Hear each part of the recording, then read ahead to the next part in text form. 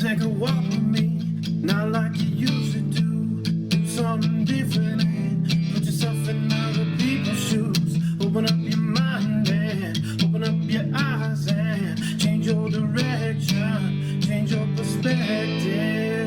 Welcome in to Other People's Shoes. As you know, I am your host, Neil Matthews. Thank you so much for joining me today. Super excited about today's guest. No, we did not get Punxsutawney Phil. I do want to say happy Groundhog's Day to all of you out there. It is Groundhog's Day today. I know that seems weird to maybe bring up, like it's a national holiday or something, but let me tell you, it kind of is a holiday for me in some respects. Because when I was looking at the calendar in 2022, this is how my creative mind works. I'm letting you behind the curtain, as they say. I looked at the calendar and lo and behold, Groundhog's Day today falls on a Wednesday. And I thought, I've always been fascinated by Groundhog's Day. I love the movie with Bill Murray. You know, he's living his life over and over and over again till he can get it right. I think that's very poetic in some respects, but I thought the groundhog and the shadow, they go together. And I thought, how many people have had a groundhog type moment where they're wanting to see their shadow or wanting to get rid of said shadow? Because I can never get that right. Like if he sees it, if he doesn't, like, is it more? I don't know. Somebody needs to help me with that. But I say all that to set the stage for today, that I truly believe our guest today is fantastic. Help me welcome him in. He is a men's life coach known as the Comeback Coach. He is also the creator and host of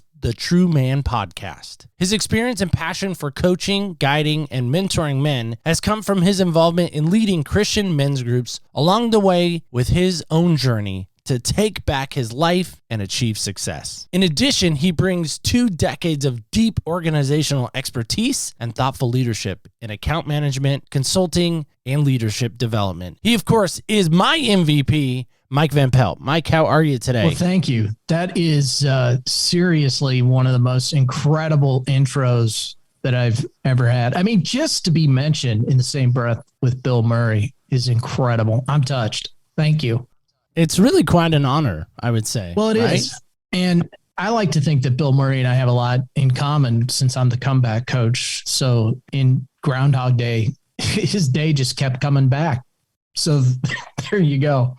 How many comebacks did he have in that movie? Have you ever done the research on that? I feel like you need to put somebody on that. That is a really good question. I'm sure somebody knows.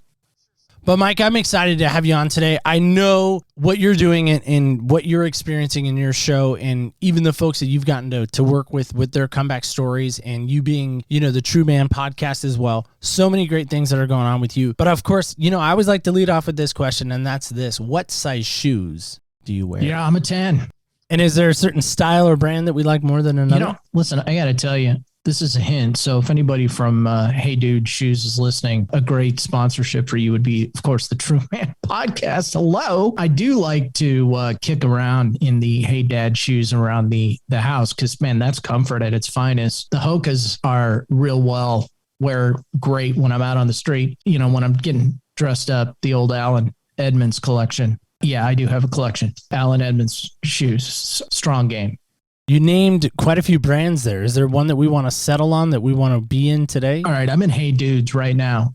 The sock game's not strong, but you got to have a strong sock game as well.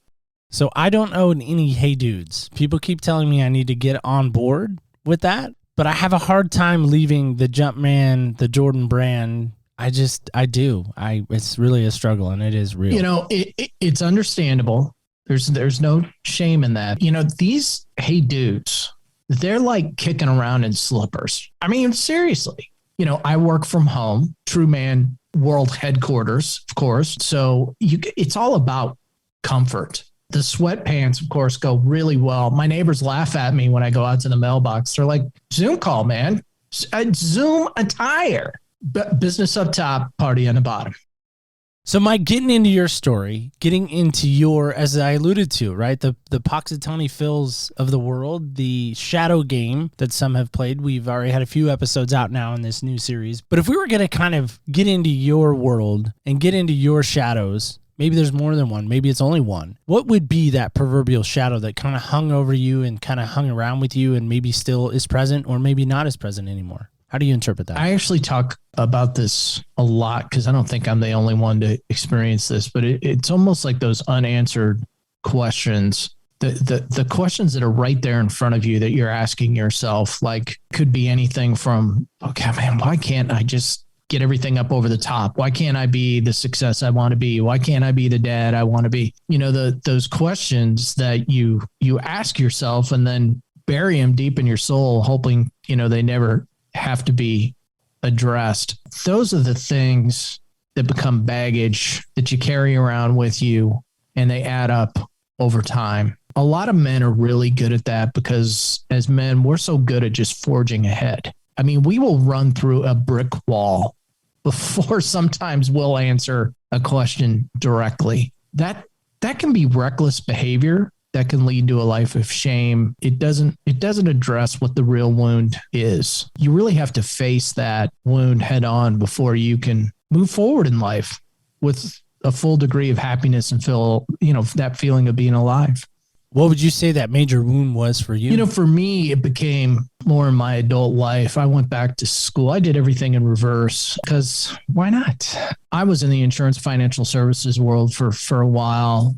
After I left corporate America, that was kind of my way to do my own thing. It just wasn't fulfilling. And I decided to go back and pursue my degree work, complete my college degree, got my master's degree, was doing a lot of volunteer work.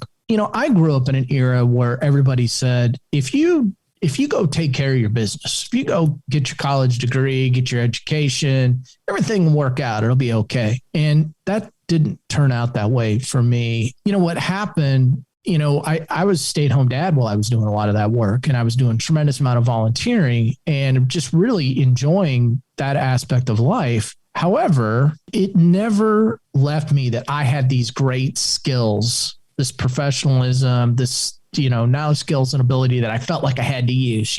What happened when I tried to go back out in the job world, I was met with so many no's. I began to internalize it. I'm not good enough. I'm not worthy. And it really, a lot of shame came over me as a result of that. And so if you really wanted to see me curl up in a little ball, you would ask me, what do I do? And unfortunately, the man world that we live in, the first things we do is ask, what's your name and what do you do? And that becomes your ID, so to speak. And I didn't feel like I had an ID. And so I started to carry a lot of shame around as a result of that. That became something that I had to deal with. And quite honestly, it took me a long time to figure out that was something that I had to deal with and be okay with. That there actually wasn't any shame in being a stay-at-home dad or doing what I did, and that I actually had achieved a level of success by going back and doing those things. But it took me a while to figure that out.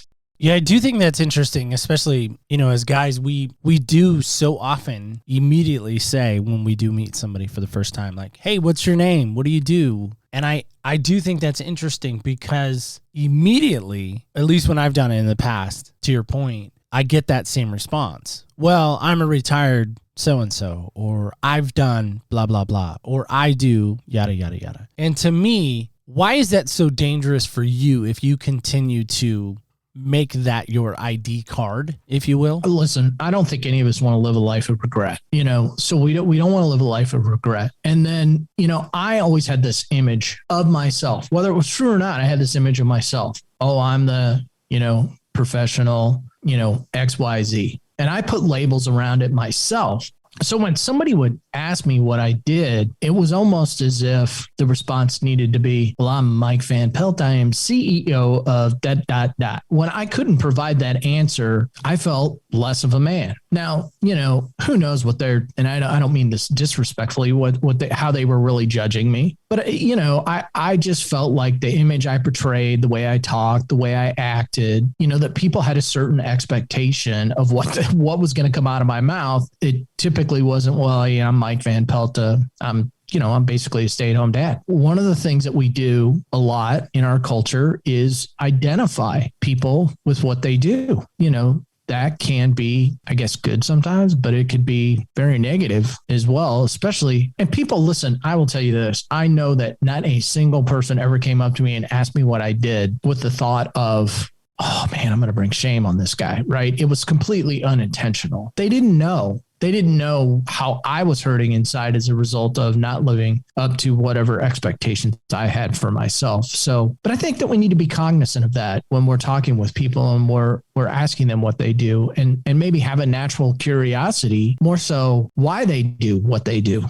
Maybe that's the thought. Instead of asking what you do, why do you do what you do? One of the things that I've been digging into a lot lately, and it seems to make a lot of sense, because if you're going to have a comeback, there's a story on the back end and a story to be told on the front end. Any way you slice it, there's a story. And so we all have a story. That story at some point has a why attached to it. I think we need to be more curious with people and maybe use a little less finger pointing. We seem to be in our culture these days terribly blunt. You know, my dad recently called me and he said, yeah, my buddy was giving me a hard time. I just bought a new car. And he's like, what do you guys need 2 cars for? You know, we're in a small town. And the guy was just giving him my dad some heat. And I said to my dad, like, isn't it funny? Do you remember when we used to live in a time and a place where people, if they wanted to talk bad about you, they just did it behind your back? Now they basically come right up to your face and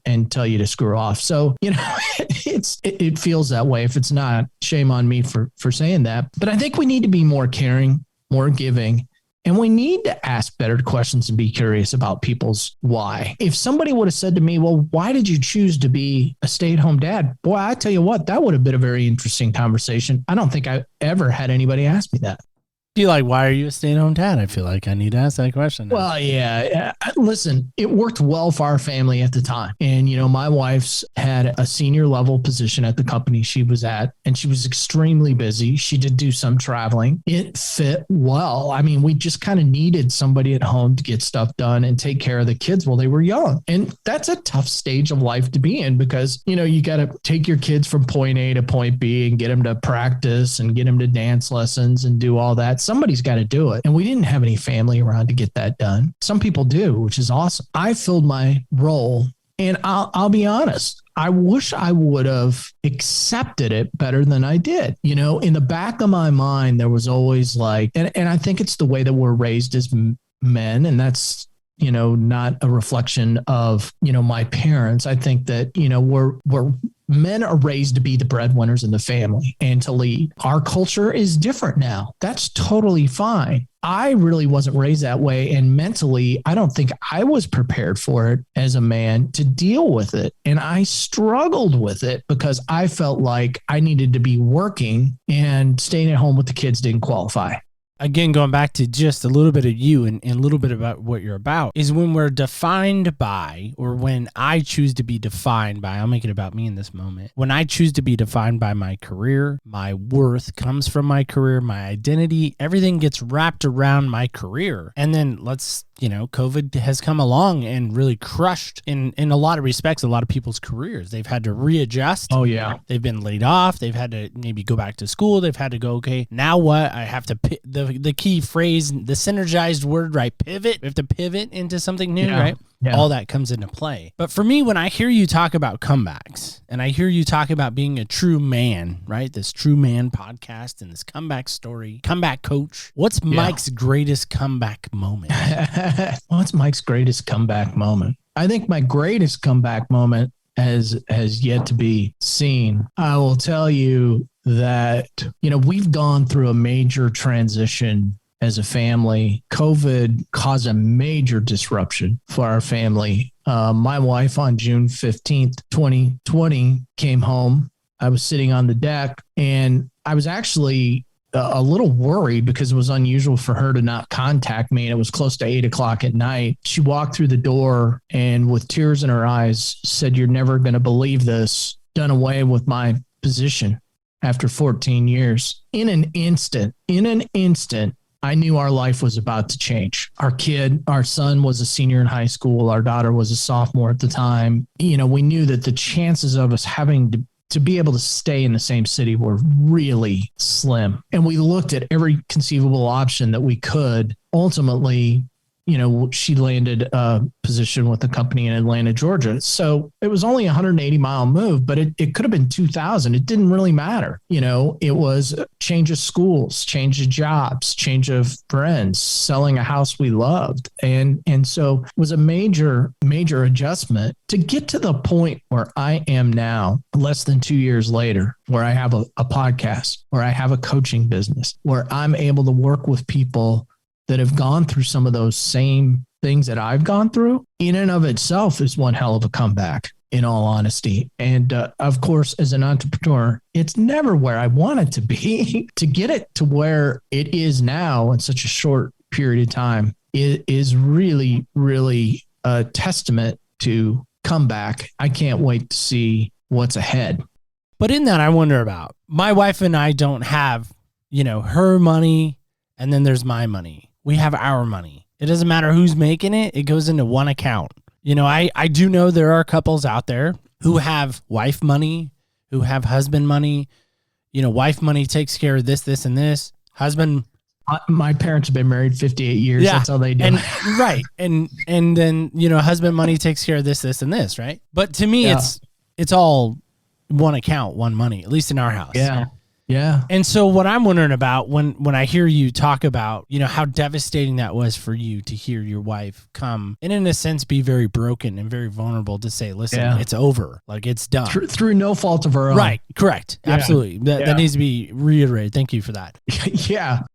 For sure. That needs to be emphasized. But my question in that is, as a man, because I know how it would feel, it'd be tough to get in those 10 Hokas or those Hey Dudes for me because I wear an 11. But for me to get into those shoes in that moment, like immediately my brain's like, okay, how, and I'm not a financial wizard or a financial guy. Like that's just not how I'm wired. I'm just not. My wife is the financial person. She makes the dollars and cents work, and somehow we have electricity and this lights that I'm sitting in the room and the mortgage and all that. She somehow makes that work. So that's a lot of pressure, I know, on her. But for you, even in that moment, was there a little bit, or was there a lot of it, or was there no pressure to try to figure out, okay, how are we going to make this work? Tell me about that. I'm probably like a lot of guys. I'm a problem solver. That's kind of, something comes up and you want to go into problem solve mode. But I will say this. One of the things that has helped me immensely is just being a part of men's small group. And one of the unwritten rules of men's small group is don't go solving somebody else's problem. That night, my wife came home. It wasn't time to solve the problem. It was just time to be a husband.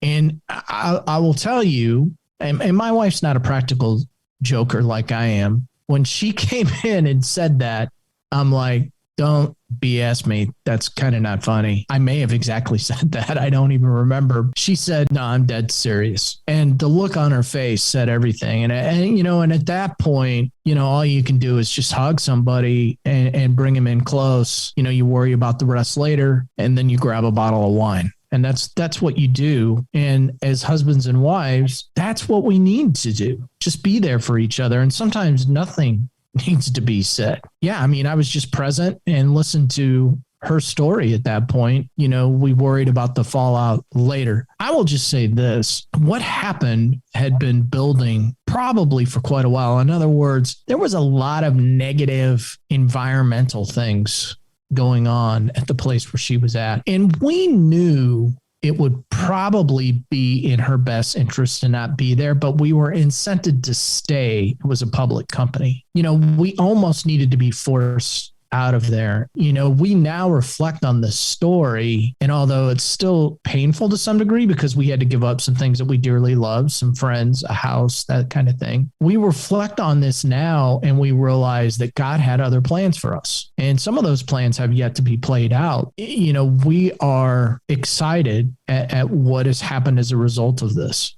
even in the midst of the challenge.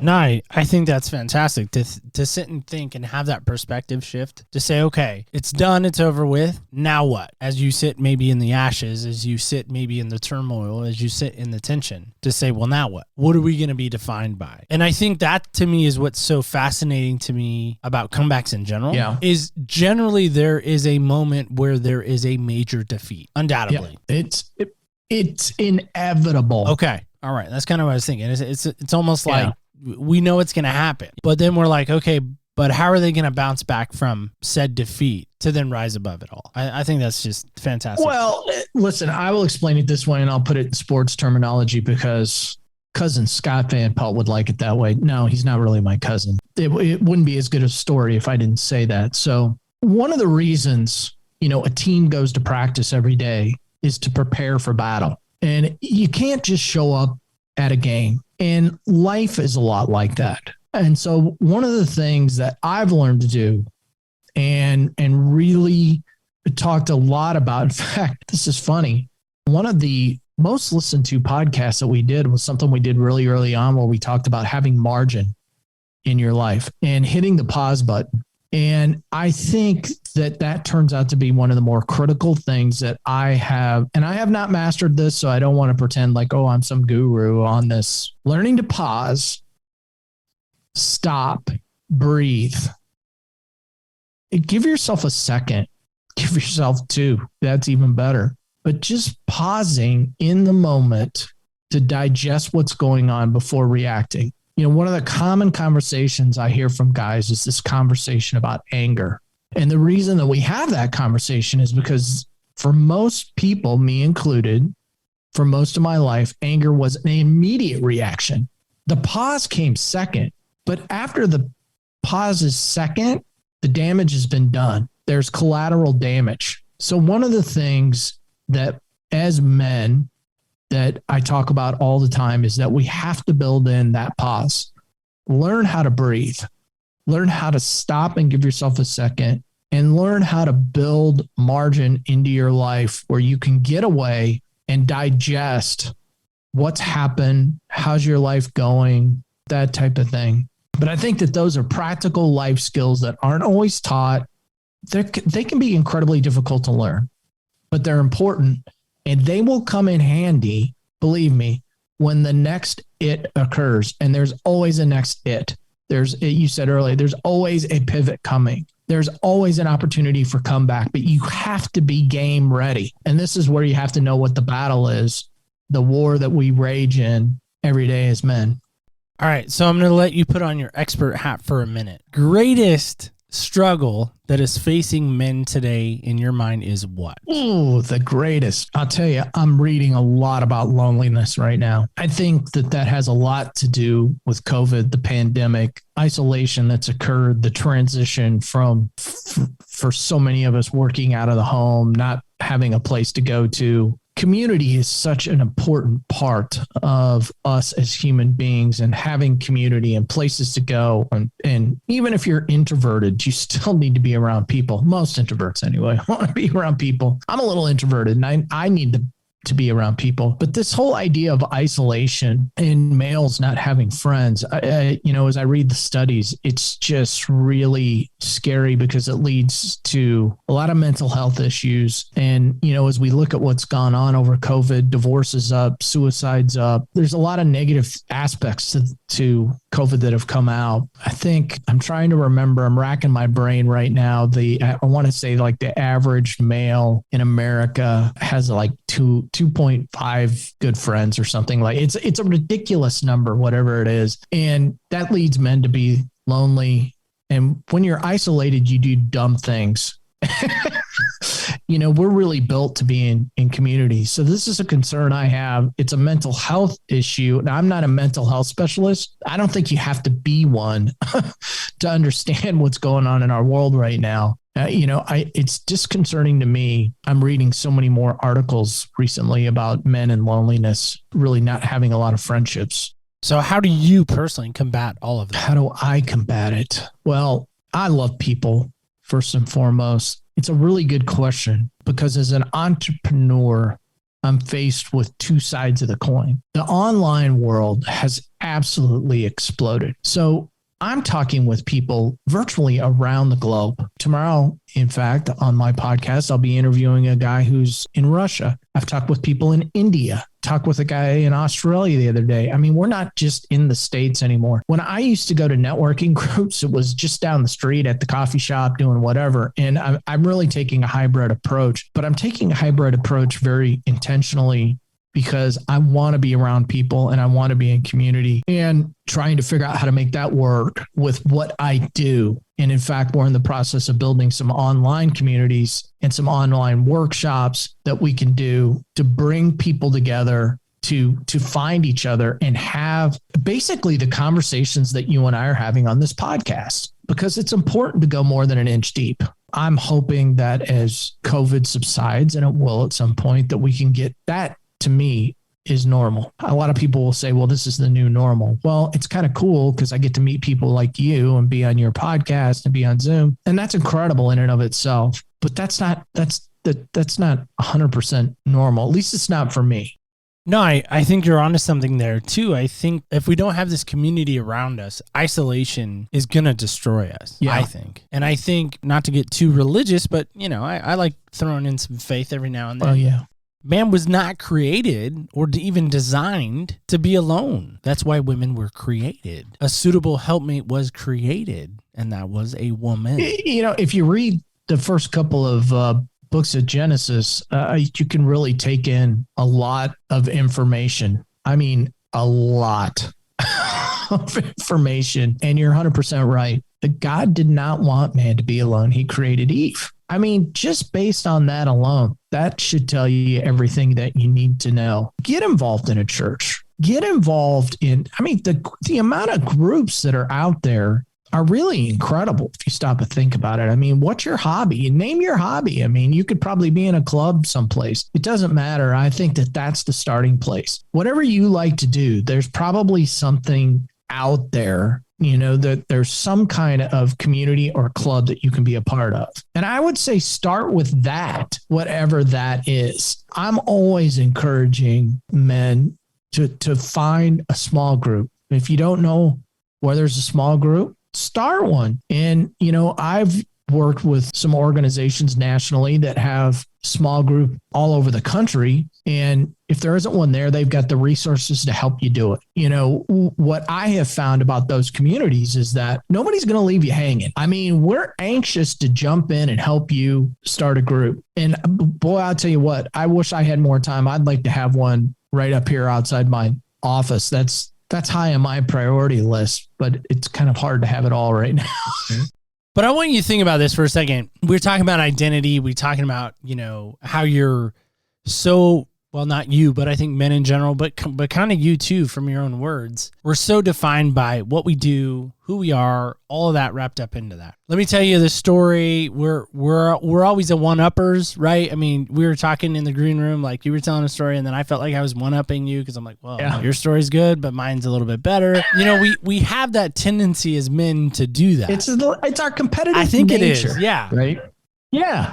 But if somehow, some way, I was to open up a dictionary, because I don't even know if we still have quote unquote dictionary, physical dictionaries. Usually we Google the word, right? Searching on Google. But even if we were to do a search on you on Google, what definition would you want to be found under? Impact. Why? It's what drives me right now is to make an impact, because I don't want to say that I went through anything, all that traumatic.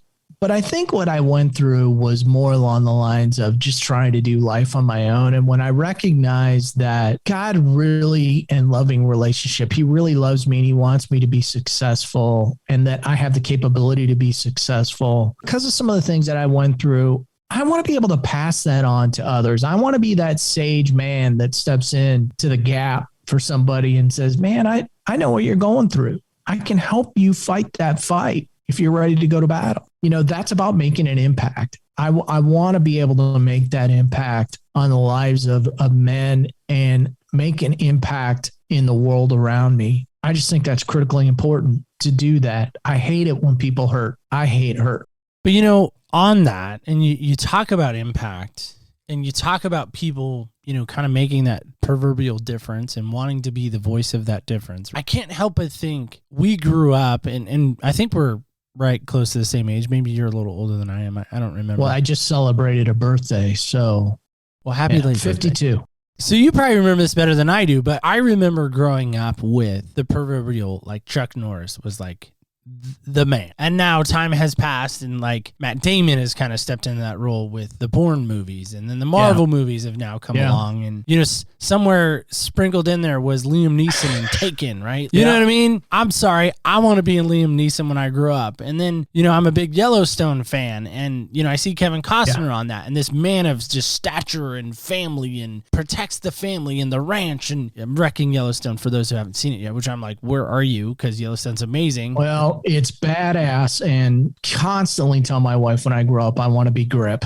Or I just want to be Kevin Costner. I mean, let's just face it. And then I like turn on other stuff, and Denzel Washington's on there, and I'm like, I have no hope. But I know maybe many feel that way. I know we're kind of making fun or having a little bit of fun. But you talk about the hurt. If somebody right now is in a hurting moment, because again, we never know where these shows go. We never know who's going to pick them up. We never know whose earbuds we're going to be in, or whose car we're going to be in, or whatever. I know you're a big Razorback fan, and it pains me to even say the word Razorback. Go Hogs, Razorbacks, go Hogs, go. Just saying, it pains me to say that.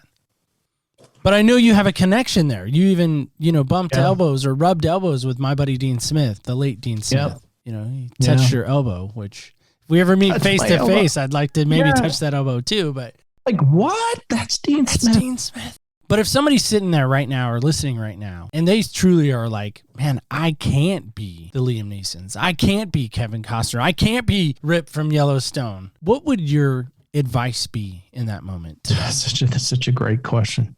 Well, first and foremost, recognize everybody that you just mentioned is a character. That's not real. That's not real. It's cool and it's fun, or was fun. I don't know if they're coming back or not, but it was fun on Sunday nights to sit there for an hour and see the scenery on or around Yellowstone, see the horses, see the cowboys. That was cool, but that's not real. We have an opportunity as men, as leaders in our families, to be cool in our own way, be kingdom men and lead our families well. That's what real life is. Real life is understanding that there's a battle between good and evil going on every day. It's a fight for your soul. It's a fight for your heart. And you need to choose between good and evil. I hope you choose good. I hope you choose light. That's what being a masculine man is. Being a good dad, being a husband. We all want to be cowboys. And if I can go to cowboy camp at Yellowstone for a week and be a cowboy, that would be cool. I'll take it if I can get it. The reality is we all live in the real world. We need to equip ourselves to be the men that we're capable of being. A lot of that comes down to mindset. It comes down to faith. And it comes down to being good for our families. There's a lot of ingredients and steps that we need to take to get there. And if we had another 2 days to discuss this, I'd throw them out there, but we don't. But you got to know what the difference is between, and this is one of the reasons why social media is so damning.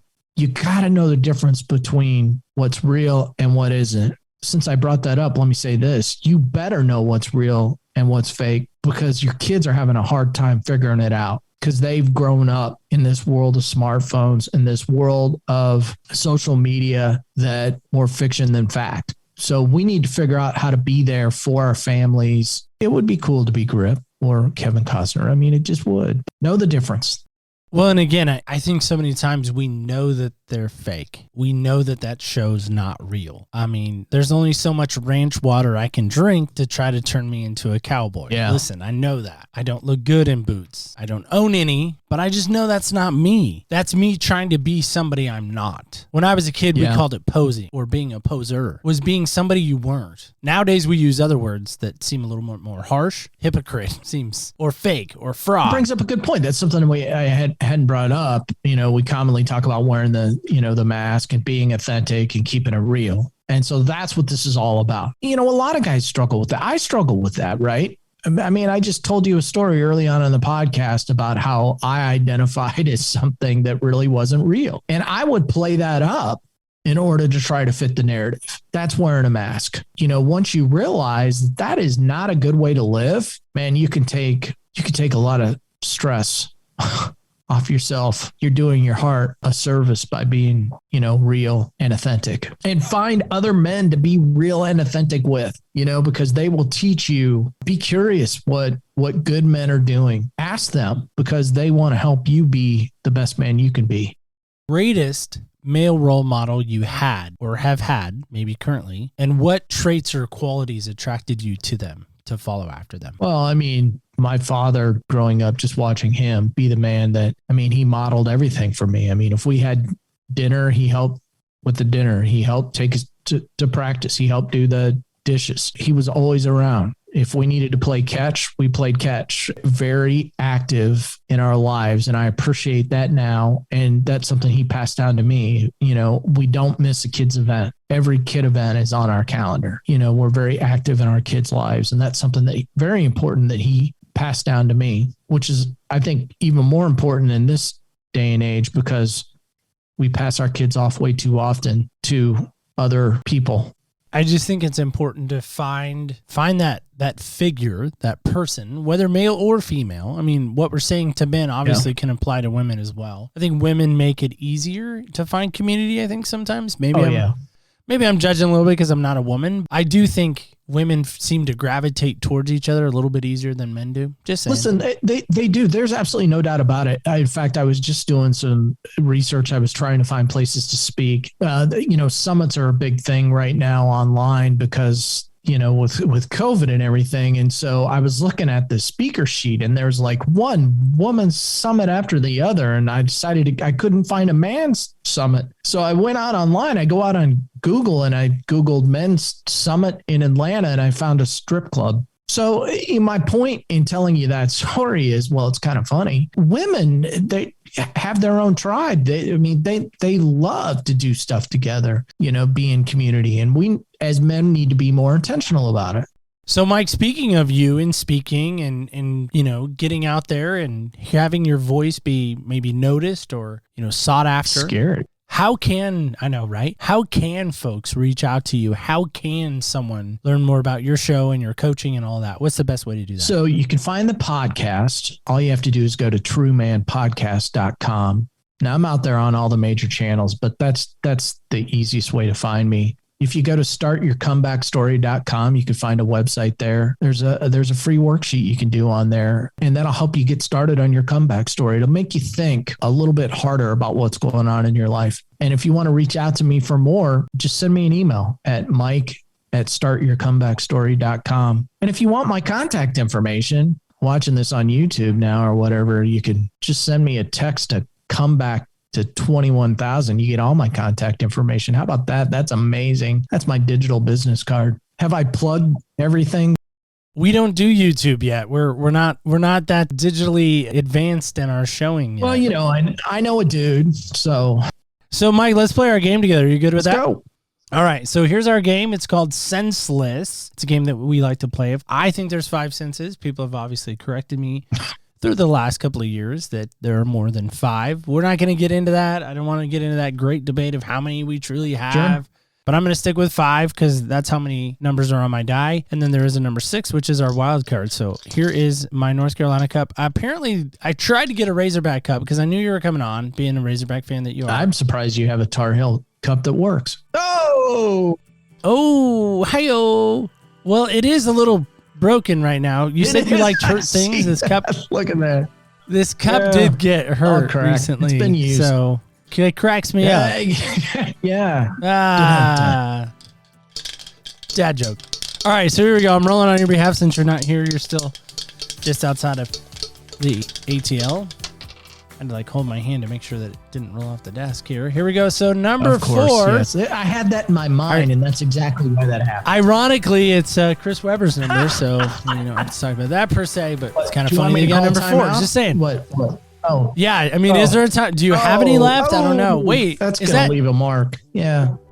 Is that a number 4 behind us? It's almost subliminal. All right, so sound or noise that Mike likes to hear. Wow. A sound or noise Mike likes to hear. That is a really good question. You know what? I know exactly what it is. What is it? An Indy race car. I'm a huge Indy race car fan. I've been to the Indianapolis 500 7 or 8 times. My goal when I was a young kid was to go to the 100th running of the Indianapolis 500. And by God, I was there. And there's not a sweeter sound in the world for me than hearing an Indy race car. You didn't see that one coming, did you? I did not. Yeah, we might need a comeback on that one. I don't really have a comeback for that one. But Mike, I just want to say, man, thanks for coming on. Really appreciate it. Love what you're doing over at True Man Podcast. Love what you're doing with the comeback coaching. Hopefully we can reconnect, obviously, in the future. Yeah. All right, kids and campers, we have officially made it not only to Groundhog Day again, happy Groundhog's Day to you, but I believe today has a significance for you, despite all the craziness, despite all the silliness that may come with a groundhog. I think it requires a day of reflection. That are you going to continue to allow yourself to stay in a wintry state, locked away, hibernating away? Are you going to continue to allow yourself to be there? Ponder that for a moment. All right, pondering is over. Or are you now going to embrace the spring that comes with the growth, that comes with the waking up, that comes with the season, that might come with some madness in March? Just saying. But I want to ask you this. Again, ponder that, think about that. But I really want to ask you this. Is there a guy in your life right now? Got one? Picturing one? I'm not talking about the Hallmark guy. I'm not talking about the guy from Lifetime that's a terrible person.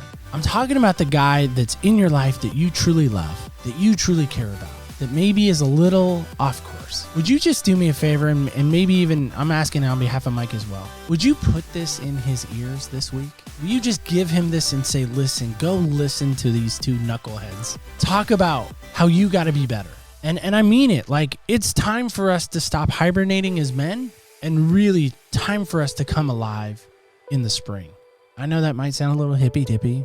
I get it. But the groundhog analogy is still there. It's time to really wake up and walk into who you're meant to be and not allow those past defeats define you, because it really is time to start your comeback story. It really, truly is. If you do that, let me know. You can let me know on opspodcast.com. That, of course, is a great place to listen to past, present, and future episodes. There's a contact page there. Just click on that. Leave a little note there. I'd love to hear from you. If you don't want to do that, you can also reach out to us on social media under the handle OPS Podcast Show under Facebook, Instagram, and Twitter. And with that said, just remember this as we go. Remember, when you walk in other people's shoes, you really do get a different perspective on life. Thank you so much for listening, and stay tuned until next week when we walk in other people's shoes.